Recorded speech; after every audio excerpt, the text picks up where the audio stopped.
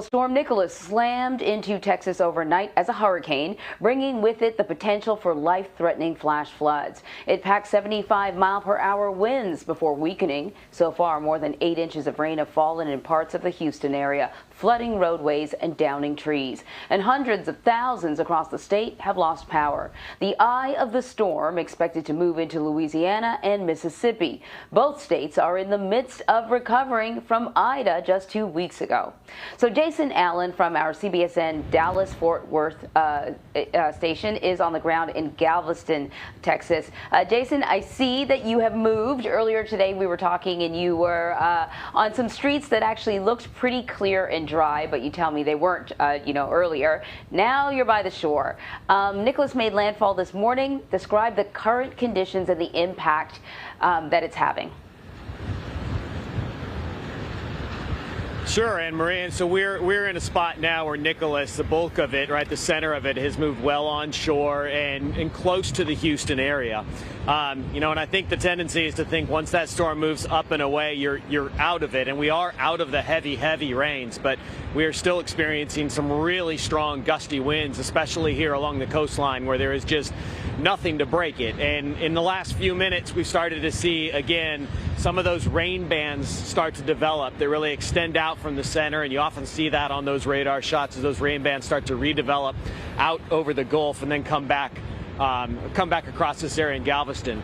You were talking about all the rain that they got in Houston. We've seen some reports here from the National Weather Service of some rain gauges in Galveston picking up as much as 14 inches of rain as Nicholas came across. So that did contribute to some pretty extensive flooding in Galveston this morning. Thankfully, as the rain has lessened, at least here, a lot of that has drained off. There are still some significant power outages here in the area. Reports kind of differ on how long that's going to go on. Maybe into this evening, maybe into tomorrow morning. With the winds still blowing as strong as they are, it's not going to be an easy thing to take care of. So power could be out here at least through the day and probably into the day tomorrow. So as the storm goes on, what kind of damage are people prepared for? So, Vlad, I think right now a lot of the concern is flooding, and you can see the heavy rains. And I was saying 14 inches here. That's still moving east of the Houston area into East Texas, out toward Louisiana. That's what everybody's watching right now, and they're watching some of those gauges on some of the rivers start to go up. They're watching some of the gauges on the lakes go up, and they're starting to get into that minor and moderate flood stage. So I think at this point, especially as the storm has dropped from hurricane down to tropical storm, the wind becomes less and less of a concern. The flooding becomes more of a concern, and it has slowed down a little bit too. It was moving at a fairly quick pace as it came on shore. I know our meteorologist, I think at last update, was down to 9 or 10 miles an hour. So that's always a concern, because that means these rains, which are hitting us again now at a kind of in a sideways direction, have more time to pile up. So that's going to be the biggest concern until this thing continues to move on to the north. I tell you, the rains are always going sideways, right? You can never find the exact angle so it's not hitting you in the face, because they're always going on an angle.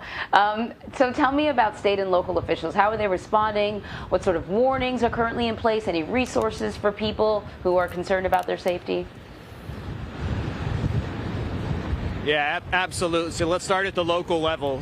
Most of the school districts in this area, so here in Galveston, in Houston, in Beaumont, out to the east, they went ahead and they canceled school for the day. They just told everybody, stay home and let's see how this goes. Local officials, even though some of the flooding has gone down on some of the streets where we are, they're still telling people, stay home, shelter in place, because there is still some localized flooding in the neighborhoods. There are still power lines that are down. There is still some minor debris from lights that have fallen, traffic lights that have come down, things like that. So there's still some of those things in the roadways. From a state level, the governor cleared the way yesterday here, Greg Abbott, to go ahead and put some initial resources in place, things like swiftwater rescue boats, some crews to respond out for anybody that needs rescue. Now, at this point, I'm not aware of those resources being needed. There were also some local groups that staged here along the coastline in the overnight hours, just prepared for that kind of thing, but we didn't see any reports of that being needed.